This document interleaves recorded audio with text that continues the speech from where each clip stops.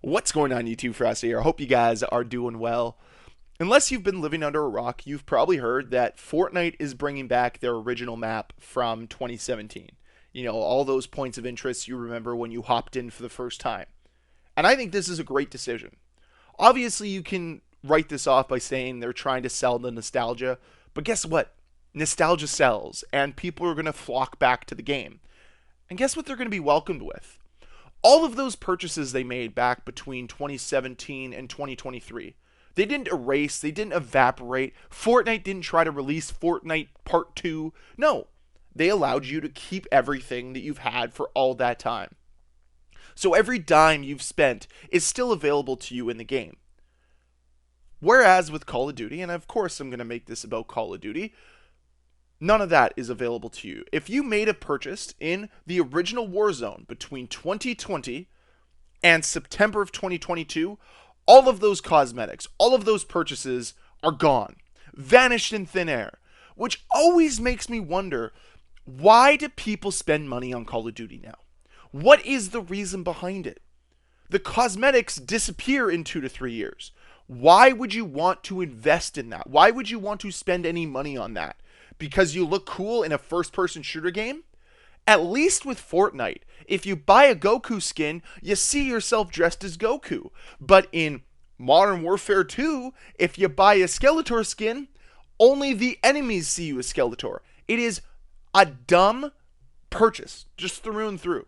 But this isn't just about the purchases to me. This is about selling nostalgia. This is about embracing your roots. Something that Call of Duty hates to do. And granted, they're doing it this year with the Modern Warfare 3 multiplayer, but they refuse to ever do it with any other franchise ever. They always want to change their past. Look at Modern Warfare 2019. Sure, they brought in original COD 4 maps, but they changed them to embrace the new era of Call of Duty by adding doors and safe spaces and allowing players to camp and sit with claymores instead of embracing the roots, which Fortnite is doing here with their new release of their old map, which is fantastic. It's going to bring new players and old players together, something that Call of Duty will never do. They're always about alienating the old players and embracing the new players and coddling them and making sure they spend all the money possible. Because it's not about growing the franchise, it's about growing their cash cows. And you do not grow cash cows with the older player base that has high expectations. The new player base has very low expectations, and we've seen that with the reception of Modern Warfare 2, Modern Warfare 2019, Call of Duty Vanguard, and even, in some respects, Modern Warfare 3. I think it's a complete and utter disappointment seeing what other games, competitors to Call of Duty, are willing to do to service their community. It's such a small service to say, hey, we're bringing back the original Fortnite map.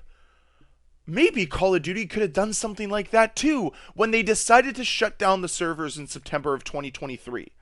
Instead of saying, hey, we're shutting it down and you're going to have no access to the old map, you're going to have no access to all of your cosmetics, maybe they could have done the smart thing and say, we're going to have a throwback to the original Warzone here, where you're going to be able to get all your cosmetics for really, really cheap in Modern Warfare 2. But they didn't do that. Instead, what they did is repackage all of those cosmetics from Modern Warfare 2019 and put them into Modern Warfare 2 and try to sell you them for the same price. And the worst part is, most of you bought them. Most of you said, thank you, Activision, thank you, Daddy, I'll buy these. You won't make the game better, you'll continue to make the game worse, as we saw from the transfer of Warzone 1 to Warzone 2. There's a reason why they scraped the Warzone 2 away, by the way, guys, is because Warzone 2 failed. It was a failure. The only positive thing it brought was proximity chat. They've reverted almost every other change. The game is nowhere near as good as it was with the original Warzone, and everyone knows it. But Activision just had to make more money. They had to be greedy. Contrast that with the way Fortnite's been treating this, the way Fortnite has looked at this. And they've said, you know what? We've been here for 6 years. We don't need to have a yearly release. And we're more than willing to service the community with, hey, your purchasables are still there. I can log on to Fortnite and the stuff I had from like season 5, chapter 1, is still available to me. It's still all there. It's not like it disappeared. It didn't blow up into thin air. And yeah, okay, I can get the argument behind, well, if you log into Modern Warfare 2019, all your cosmetics are still there. Yeah, for sure. How many people are playing 2019 right now, MW? Like, maybe a few thousand? That's it? What was the point of purchasing that? What was the point of spending hundreds of dollars? Whereas if you look at Fortnite, there's a lot more value there. And even then, their Battle Pass progression system is far superior to Call of Duty's arbitrary Battle Pass system. The amount of times I've asked for challenges to be associated with the Battle Pass for progression, that should have just been a staple from day one. If you're going to rip something off of Fortnite, at least do it the same, if not better. And they've made it worse in every single way. And sure, with Modern Warfare 2, you could choose your path. Wow, that's interesting. I couldn't have cared less. The Battle Pass system in Call of Duty is so far inferior to what it is in Fortnite, it's laughable.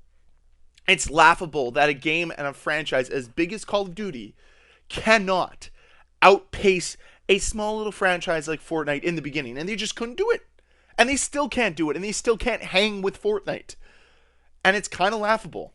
You have all of this name recognition. You have all of this development power.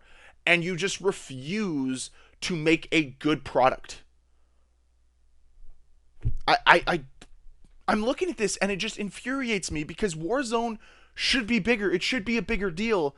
And it's just not, man. It's just nowhere near what Fortnite has been able to accomplish during its tenure.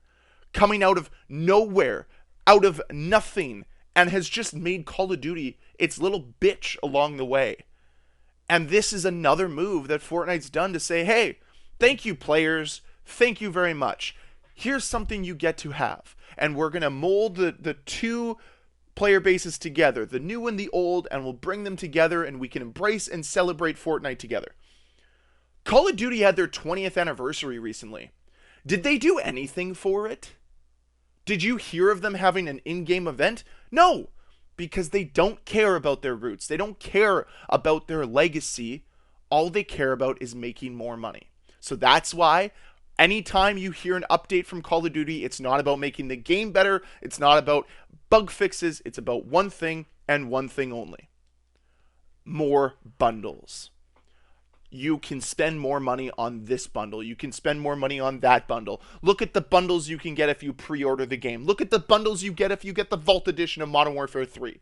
Nothing is about the gameplay. It is all about what cosmetics can you get if you spend a little bit more money. And this isn't giving Fortnite a free pass for being greedy or anything like that either. But what I'm at least saying is those cosmetics have stuck around for 6 years. Whereas in less than 3 years, all of your cosmetics you purchased in the original Warzone are gone. Unavailable to you. If you were a free-to-play player and you didn't purchase the other Call of Duty games, you don't have access to any of your Warzone skins anymore. That's just shady, man. And no other Battle Royale game has done it out there. And Activision has not received enough blowback on that, enough pushback on it. And it's absolutely disgraceful. But that's it. That's kind of what I wanted to get out today. I was just a little frustrated looking at Fortnite and just kind of seeing it from the outside. It was like that SpongeBob meme where Squidward's looking at SpongeBob and Patrick having fun. And I'm like, I really wish that Call of Duty could just do this for the fan base, like once. Just like embrace its roots and try to bring the old player base and the new player base together. But they refuse to do that. So anyways, that's my rant. That's my video. I'd love to hear what you guys think down below in that comment section. So let me know. What do you guys think? Do you think that Fortnite's doing something good for the players? Would you like to see Call of Duty try to embrace something like this? Let me know, comment down below. And as always, guys, thank you very much for watching. If you enjoyed this video, please hit that like button. If you want to see more videos from me, please hit the subscribe button. I'll see you guys next time. Bye.